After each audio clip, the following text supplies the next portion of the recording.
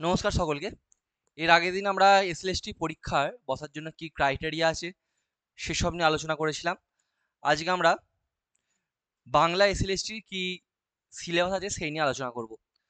অর্থাৎ 9, 10 বা 11, 12 পরীক্ষায় বসার জন্য আমাদের কি কি পড়তে হবে, কতটা পড়তে হবে সেসব নিয়ে আমরা একটু আলোচনা করব। তো প্রথম দেখো, যারা 9, 10 এর জন্য বসবে, যারা 9, 10 এ পরীক্ষায় বসবে তাদের জন্য কি পড়তে হবে? পাঠ্যপুস্তক আছে, যেখানে হচ্ছে 9, 10 এ পড়তে হবে, কি পড়তে হবে না সাহিত্য সঞ্চয়ন বইটা। এবার এই সাহিত্য সঞ্চয়ন হচ্ছে কাদের? যাদের ফার্স্ট ল্যাঙ্গুয়েজ বা প্রথম ভাষা হচ্ছে বাংলা, তারা হচ্ছে এই সাহিত্য সঞ্চয়ন বইটা পড়ে। আরেকটা আছে, এটা হচ্ছে সাহিত্য সম্ভার। সাহিত্য সম্ভার কারা পড়ে? যাদের দ্বিতীয় ভাষা বাংলা বা সেকেন্ড ল্যাঙ্গুয়েজ বাংলা। হয়তো প্রথম ভাষা তাদের হিন্দি হতে পারে, ইংরাজি হতে পারে, যা কিছু হতে পারে, হয়তো দ্বিতীয় ভাষা যাদের বাংলা, তারা হচ্ছে এই সাহিত্য সম্ভার বইটি পড়ে। আমাদের প্রত্যেকটা গল্প পড়তে হবে সাহিত্য সঞ্চয়ন এবং সাহিত্য সম্ভার থেকে। প্রত্যেকটা গল্প, প্রত্যেকটা কবিতা যা আছে আমাদের সমস্তটাই আমাদের পড়তে হবে। এছাড়াও কি পড়তে হবে না, প্রফেসর শঙ্কুর ডায়েরি এবং কোনি, এই বইগুলো আমাদের, এই টেক্সট বইগুলো আমাদের পড়তে হবে। এখান থেকে খুঁটিয়ে প্রশ্ন আসে। যেমন ধরো, যে গল্পগুলো আছে সেই গল্পগুলো থেকে প্রশ্ন আসতে পারে, কবি পরিচিতি থেকে প্রশ্ন আসতে পারে। এ টু জেড যা আছে সমস্তটাই আমাদের এখানে জানতে হবে। সাহিত্য ইতিহাসের মধ্যে আছে প্রাচীন যুগ, মধ্যযুগ। আর একটা কথা বলে রাখি, এখানে কিছু কিছু ক্ষেত্রে স্পেলিং মিস্টেক তোমরা দেখতে পাবে, বানান ভুল থাকতে পারে, এখানে কিছু ক্ষেত্রে আছেও। শুরুতে বলে রাখলাম এই কারণেই, কারণ দেখতেই পাচ্ছ তোমরা 3 মাসের মধ্যে একটা, মানে 2 বছরের সিলেবাস শেষ করেছি যাকে বলে। মানে ধরো 9, 10, 11, 12, হ্যাঁ, 4 বছরে একটা শিক্ষার্থী যা পড়ছে সেটা তো আমাদের 3 মাসে পড়তে হচ্ছেই, তার সাথে হচ্ছে এক্সট্রা আরো কিছু পড়তে হচ্ছে, মানে যেগুলো ওদের নেই সেগুলোও পড়তে হচ্ছে। তাহলে বুঝতেই পারছো, মানে 4 বছরের যে সিলেবাসটা সেটা আমাদের 3 মাসের মধ্যে শেষ করতে হচ্ছে। তো সেখানে করেছে আমাদেরকে অনেক বেশি, অনেক তাড়াতাড়ি কাজ করতে হচ্ছে। নোট দেওয়া থেকে আরম্ভ করে বলো, মক নেওয়া থেকে আরম্ভ করে বলো, সমস্ত কিছু খুব তাড়াতাড়ি আমাদের তৈরি করতে হয়। সেই কারণে কি হচ্ছে, কিছু কিছু জায়গায় আমাদের চোখ এড়িয়ে ভুল কিছু হয়তো রয়ে যেতে পারে। এখানে আমরা দেখতে পাচ্ছি দু একটা স্পেলিং মিস্টেক আছে। তো সেই কারণে আমি প্রথমেই তোমাদের কাছে ক্ষমা চেয়ে নিচ্ছি। কিছু স্পেলিং মিস্টেক থাকলেও থাকতে পারে, হয়তো আছে, হয়তো স্পেস পয়েন্টে কোথাও। তো এটার জন্য আমি ক্ষমা প্রার্থী তোমাদের কাছে। তো দেখো, চর্যাপদ হচ্ছে শ্রীকৃষ্ণ চর্যাপদ আছে, শ্রীকৃষ্ণ কীর্তন আছে, চণ্ডীদাস, বিদ্যাপতি, জ্ঞান দাস, গোবিন্দ দাস, মুকুন্দ চক্রবর্তী, ভরতচন্দ্র রায় থেকে আরম্ভ করে বিজয়গুপ্ত, যা যা লেখক আছে এখানে তোমরা তাহলে স্ক্রিনশট নিয়ে নিতে পারো। আমি শুধুমাত্র রিডিং পড়ে তোমাদের সময় নষ্ট করার কোনো প্রয়োজন মনে করছি না, আমি সরে আসছি। তোমরা চাইলে এটা স্ক্রিনশট নিয়ে নিতে পারো। এবার দেখো আধুনিক যুগ, আমি এটা কমপ্রেস করে দেবো, তখন তোমরা চাইলে স্ক্রিনশট নিতে পারবে। পুরোটা, এটা তো অর্ধেকটা আছে, পুরো পেজটা দেবো, তখন তোমরা দেখে নিতে পারবে। আধুনিক যুগ আছে 20 শতক পর্যন্ত, উল্লেখযোগ্য গ্রন্থ সম্পর্কে পরিচিতি এবং তাদের গুরুত্ব পর্যালোচনা। অর্থাৎ আধুনিক যুগের যে গল্পগুলো আছে সেই গল্পগুলো সব, সেই গল্পগুলো সব তোমাদের ডিটেলসে পড়তে হবে। গদ্য প্রবন্ধের মধ্যে আছে বিদ্যাসাগর, বঙ্কিমচন্দ্র, রবীন্দ্রনাথ ঠাকুর থেকে আরম্ভ করে এখানে দেখো বেশ কিছু লেখকের নাম আমরা লিখে দিয়েছি। এই সমস্তগুলো তোমাদের পড়তে হবে, যেগুলো আছে সেগুলো সব পড়তে হবে। কাব্য সাহিত্যও তাই, দেখো মধুসূদন, বিহারীলাল থেকে আরম্ভ করে যারা আছে তাদের প্রত্যেকের গল্পগুলো, তাদের কবিতাগুলো আমাদের পড়তে হবে। যেগুলো দিয়েছি সেগুলো এর বাইরে আর কিছু নেই, পুরো সিলেবাসটা এখানে তোমাদের আলোচনা করে দেওয়া আছে। কথা সাহিত্য থেকে আরম্ভ করে নাটক, বাংলা সাহিত্যে অনুবাদ অনুষঙ্গ, ভারতীয় সাহিত্য আছে আমাদের, আমাদের ভারতীয় সাহিত্য আছে আমাদের, ভারতীয় সাহিত্য আছে আমাদের, আন্তর্জাতিক সাহিত্য আছে, ইংরাজি থেকে বাংলায় অনুবাদ আছে, এই সমস্ত কিছু তোমাদের, প্লাস নাটক, এতগুলো নাট্যকার আছে, এর সমস্ত কিছু ডিটেলস, অর্থাৎ প্রত্যেকটা লেখক এবং তাদের বিখ্যাত নাটক, সেই নাটকের ভেতর থেকে আমাদের প্রশ্ন আসতে পারে, প্রকাশকার আসতে পারে, নাটকের গুরুত্ব আসতে পারে, নাটকের প্রেক্ষাপট আসতে পারে, হোয়াট এভার যা কিছু আসতে পারে। তো দেখো, এরপর আছে হচ্ছে ব্যাকরণ, ধ্বনি ও ধ্বনি পরিবর্তন। এটা হচ্ছে ফার্স্ট পেজটা। তোমরা যদি কেউ চাও স্ক্রিনশট নিতে পারো, আমি গোটা পেজটাকে দেখিয়ে দিচ্ছি। তোমরা যদি কেউ চাও এটার স্ক্রিনশটও নিতে পারো, আমি বাংলা সিলেবাসটা পুরোটা স্ক্রিনশট আমি আমি দিচ্ছি, তোমরা চাইলে কেউ স্ক্রিনশট নিয়ে নিতে পারো। আমি সরে আসছি। এই হচ্ছে ফুল সিলেবাস প্রথম পেজটাতে। এবং এরপর এখনো আছে, এটা শেষ নয়, এরপর এখনো আছে, সেই তোমাদের সেই সিলেবাসটা আমি দেখাচ্ছি। দেখো নেক্সট পেজ,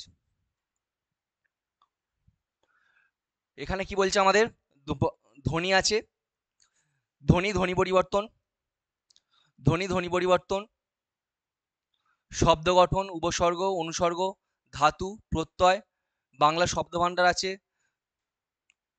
পদ আছে, সবকটা পদ আছে আমাদের, কারক অকারক আছে, সমাস আছে, পরিভাষা তাদের ব্যাখ্যা আছে, বাক্য নির্মাণের শর্ত আছে, উদ্দেশ্য বিধয়ের সম্পর্ক আছে, বাক্যের গঠনগত অর্থগত শ্রেণীবিভাগ আছে, বাচ্য আছে। এইগুলো সবই হচ্ছে আমাদের বাংলা ব্যাকরণের পার্ট গেল, আগের পেজের খানিকটা অংশ এবং এই পেজটা গেল বাংলা ব্যাকরণের পার্ট। এবার দেখো 11-12 যারা পরীক্ষা, 9-10 সিলেবাস এখানে শেষ হলো। এবার যারা 11-12 দেবে এবং 9-10-11-12 যারা দেবে তাদের পুরোটাই পড়তে হবে। আচ্ছা, 11-12 কি আছে? পাঠ্যপুস্তক আছে সাহিত্য চর্চা প্রথম ভাষা একাদশ ও দ্বাদশ শ্রেণী, সাহিত্য কথা দ্বিতীয় ভাষা একাদশ ও দ্বাদশ শ্রেণীর অবলম্বনে রচিত হবে। এছাড়াও উচ্চ মাধ্যমিক শিক্ষা সংগ্রহ প্রচলিত বাংলা ক ভাষা যাদের, সেই একাদশ দ্বাদশ শ্রেণীর জন্য নির্ধারিত পাঠ্যসূচি গল্প প্রবন্ধ কবিতা নাটক অবলম্বনে রচিত হবে। অর্থাৎ 11-12 যে টেক্সট বইগুলো আছে সেগুলো তোমাদের সব ভালো করে খুঁটিনাটি পড়ে যেতে হবে। প্রশ্নের বিষয় কি থাকতে পারে না, রচয়িতা পরিচয়, রচনার বিষয়বস্তু, রস বৈশিষ্ট্য নির্দেশ, চরিত্র বৈশিষ্ট্য নির্ধারণ। একটু আগেই তোমাদের বললাম যে কি কি প্রশ্ন হতে পারে বা কোনখান থেকে হতে পারে। এই নিয়ে ডিটেলসে ক্লাস খুব তাড়াতাড়ি আসবে, সেখানে তোমরা দেখে নিতে পারবে যে কোন অংশটা কতখানি কিভাবে পড়বো। এবং আমি কিছু বইয়েও সাজেস্ট তোমাদের করে দেবো, যারা এই মুহূর্তে চাইছো না পড়তে আসতে তাই জন্য কিছু বই সাজেস্ট করে দেবো। আর যারা পড়তে আসতে চাও, আমাদের তো নাম্বার এখানে দেওয়া আছে, তোমরা চাইলে সেখান থেকে আমাদের সাথে যোগাযোগ করতে পারো। সর্বনিম্ন মাসিক ফিতে আমরা ব্যাচ চালু করেছি, যেখানে হচ্ছে কোনো প্যাকেজ নেই যে একবারে তোমার যে একটা হিউজ অ্যামাউন্ট প্যাকেজ তোমাদের, সেরকম ব্যাপার নেই। সর্বনিম্ন মাসিক ফি যতটুকু হয় সেরকম মাসিক ফি দিয়ে আমরা ব্যাচ চালু করেছি। এখানে তোমাদের পুরো সিলেবাসটা কভার করে দেওয়ার চেষ্টা করা হবে। নেই দেখো, সাহিত্যের ইতিহাস প্রাচীন ও মধ্যযুগ আছে। প্রাচীন ও মধ্যযুগের প্রধান প্রধান ঐতিহাসিক ঘটনা ওই পর্বে, সাহিত্য বিকাশে ওই ঘটনার প্রভাব, কাব্যধারার প্রকাশকাল, প্রধান কবিদের পরিচয়, তাদের কাব্যের বিষয়বস্তু, ঐতিহাসিক বিষয়, এই সমস্ত কিছু আছে। একই সাথে ওখানে 9-10 বেশ কিছু জিনিস দেখেছিলাম, সেগুলোর কিছু পার্ট এখানে আছে। চর্যাপদ, শ্রীকৃষ্ণ কীর্তন কাব্য থেকে মঙ্গল কাব্য, অনুবাদ কাব্য বেশ কিছু আছে, দেখে নেবে তোমরা, আমি স্ক্রিনশট দেওয়ার জন্য সময় দেব। এরপর হচ্ছে আধুনিক যুগের মধ্যে একইভাবে রচনা বৈশিষ্ট্য, গদ্য সাহিত্যের রূপরীতি এবং ঐতিহাসিক ঘটনা এবং প্রভাব, এই সমস্ত কিছু আমাদের করতে হবে। তার সাথে হচ্ছে সাহিত্যের রূপরীতিতে কাব্য, মহাকাব্য, গীতিকাব্য, সনেট, এগুলো তোমাদের দেখতে হবে। আমি তোমাদের এটার স্ক্রিনশট নেওয়ার জন্য ব্যবস্থা করে দিচ্ছি, তোমরা চাইলে কেউ স্ক্রিনশট নিয়ে নিতে পারো। আমি সরে আসছি, কেউ চাইলে স্ক্রিনশট নিয়ে নাও। তো নেক্সট দেখো, অ্যাকচুয়ালি সিলেবাস যদি আমরা বলি, 3 মাসে সিলেবাস শেষ করা হয়তো কোনো কারণে সম্ভব নয়। তোমরা দেখতে পাচ্ছ সিলেবাসের ভিডিও করতে গিয়ে আমার হয়তো ভিডিওটা এত বড় হয়ে যাচ্ছে, শুধু সিলেবাস নিয়ে আলোচনা করতে গিয়ে। সেখানে পড়তে গিয়ে কি রকম আমাদের প্রেসার নিতে হয় বুঝতে পারছো। নাটক আছে দেখো, ট্র্যাজেডি, কমেডি, প্রহসন, একান্ত পৌরাণিক, যত রকমের নাটক আছে ম্যাক্সিমামই সব দিয়ে দিয়েছে, কিছু বলার নেই। তোমরা বাংলার সঙ্গে বাংলা সাহিত্যের সঙ্গে এর আগে অবগত আছো। ছোট গল্প আছে, ছোট গল্প আছে, প্রবন্ধ, বস্তুগত ব্যক্তিগত, ব্যাকরণ, ভাষা উপভাষা আছে, বাংলা কথ্য ভাষা, বাংলা লেখ্য ভাষা, এগুলো আছে। ধ্বনিতত্ত্ব আছে, সন্ধি সন্ধি বিচ্ছেদ, কারক, বাক্যতত্ত্ব, শব্দভাণ্ডার, শব্দার্থ তত্ত্ব, পরিবর্তনের ধারা এবং বাংলা শিল্প সাহিত্য, যা যা দরকার সবই প্রায় দিয়ে দিয়েছে। তো একবার দেখো, স্ক্রিনশট নিয়ে নাও, যদি কেউ স্ক্রিনশট নিতে চাও স্ক্রিনশট নিয়ে দেওয়ার, আমি সাইডে দাঁড়াচ্ছি। তো দেখো, যারা মনে করছো যে পড়বো বা পড়া শুরু করবো, আমি বলবো সময় নষ্ট না করে যত দেরি করবে তত পিছিয়ে যাবে। তো যারা পড়তে চাও আমি বলবো সময় নষ্ট না করে চেষ্টা করো তাড়াতাড়ি পড়বার।